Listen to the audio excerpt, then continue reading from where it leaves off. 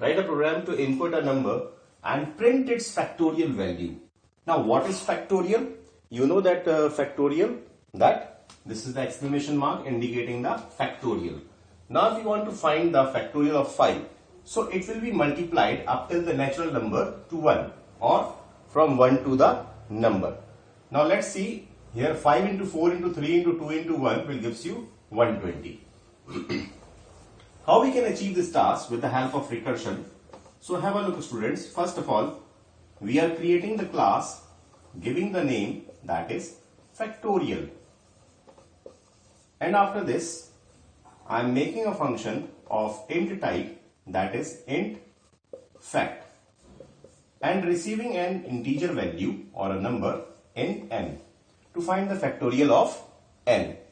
Now, first of all, the base case, that is if n equals to 0, as soon as the value of n becomes 0, it will returns you that is 1. You will write return 1.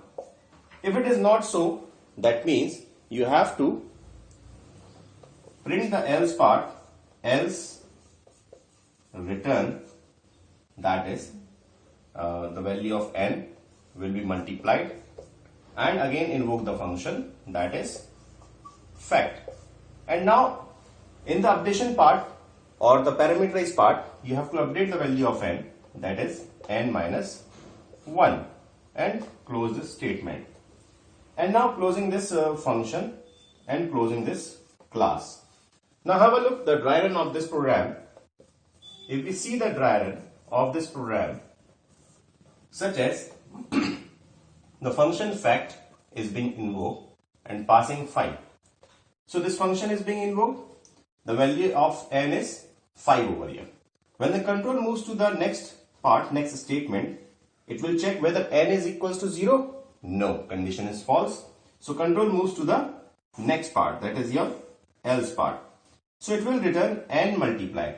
Here in the recursion I had told you that it is creating the stack, or it works on the concept of LIFO. So what is happening over here? N. What is the value of n? That is 5.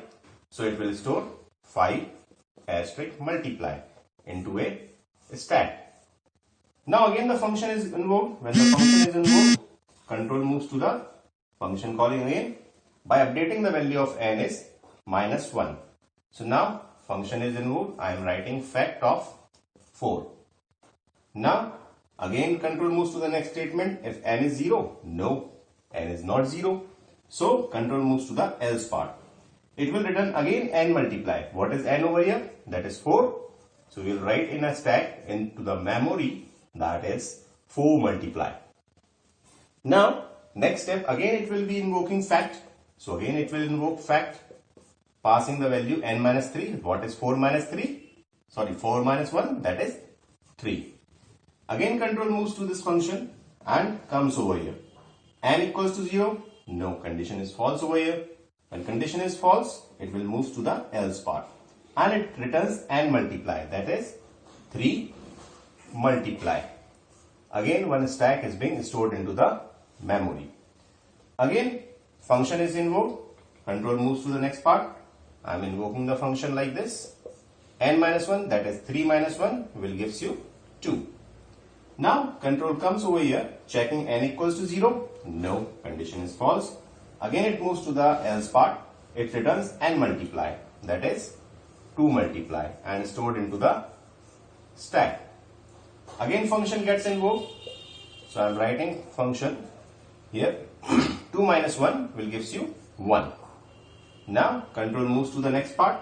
Again control will check whether n is 0. No, condition is false. It moves to the else part. So here it will store again 1 multiply. Now again function is invoked by passing the value 0. Why? 1 minus 1 is 0. Now you can see that this if block will gets executed. So when this if block gets executed, it returns 1. So I am writing it is returning 1. Now by LIFO concept, if you see last in first out, which number is being inserted last? That is 1. It is being multiplied like this or calculated like this in the LIFO concept. So 1 multiply 1, multiply 2, multiply 3, multiply 4, multiply 5, and it will result you 120. Clear? In this way recursion works out. So this is the output of finding the factorial using recursion.